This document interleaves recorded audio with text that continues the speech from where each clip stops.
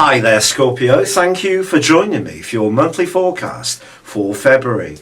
Your ruling planet Mars continues to be hugely influential this month because he's going to be working his way through your sign for the whole of February.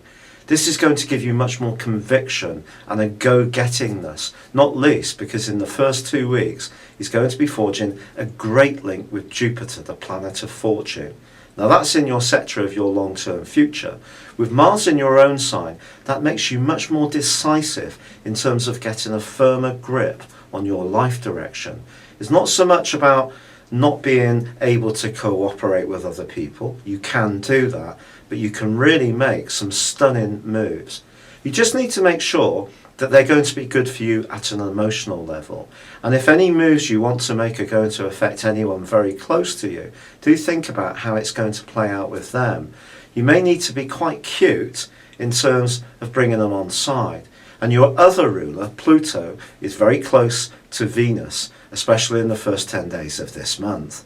Now this suggests that if you really feel very strongly about something, you can turn on an awesome amount of charm and persuasion. And if you want to bring people into some kind of collective that you're building, perhaps a group holiday later in the year, then other people are going to find it very hard to resist the enthusiasm and passion that you're going to be emanating. But just go a little careful. When Venus and Pluto are side by side, we can come across in a way which almost makes people obliged to go along with things, and you want to make sure that no one's going to accuse you of playing politics or being almost a little bit cunning in terms of getting what you want. Certainly your choice of words can be very well chosen, or they could be of a kind where people feel that perhaps you're laying on the charm a bit too thickly and that you actually want something. So just be conscious of that. There's also a quarter moon on the first day of this month in your sign. This is squaring up with the sun. Go careful. This could see you working against your own best interests simply because you're so impatient to get on with what you feel is important for you individually. The new moon, which occurs on the 8th, can point towards a new platform for the emotional framework and fabric of your situation. Now this can work in terms of a practical dimension, where you live, how you live there, so that's giving you protection, or how you feel inside of yourself. But this new moon is going to be angling up in a sharp right angle with Mars. Once more, there is a potential for frustration or impatience if those around you are not seeing what an exciting time this can be quite as clearly as you.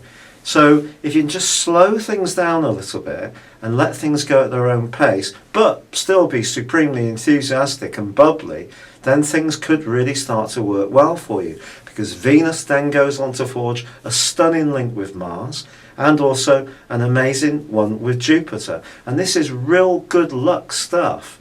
And the way that you link with other people, particularly if there is a sense of collectiveness, collaboration or cooperation, can be something, even if you're the leader, that gives you a huge amount of pleasure.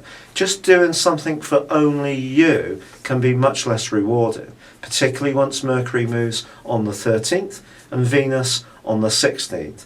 Then you enter a part of the month where you may need to pause, just gather your bearings and check that you're on the right course. And also, just stay in touch with your own emotional needs and foundations. But the Sun moves on the 19th into a very outgoing and very creative part of your horoscope. So all the good things in life can really start to come up for you in the last 10 days. But just be conscious, with Mercury and Venus still located in the more tender area, perhaps you're going to show this enthusiasm more by inviting people around, making dinner for people you really care about, pampering a lover, or just having some kind of hobby that's in your home but enables you to express yourself much more fulfillingly. However, on the 23rd, there is a quarter moon. I beg your pardon, there is a full moon. And this full moon suggests that time management is going to be important. We all know we can't please all of the people all of the time. Sometimes we do try to, and you need to prioritise. There is also a link between the Sun and Neptune in the last days of this month, which could see you a little bit unrealistic. It can see you fantastically receptive if you're watching a band or seeing a show or doing something that's supremely artistic, but it's less positive if you're grappling with more practical issues, because Neptune can distort the reality of your plans. However, Jupiter, the planet of growth, in that sector of your long-term vision, is forging an amazing link with Pluto as this month comes to a close. And something that's so important to you in terms of what you think, what you believe in, the things that really drive you on, something could transform fundamentally as this month comes to a close. It's been a real pleasure being with you. Thank you for joining me. Good luck and goodbye for now.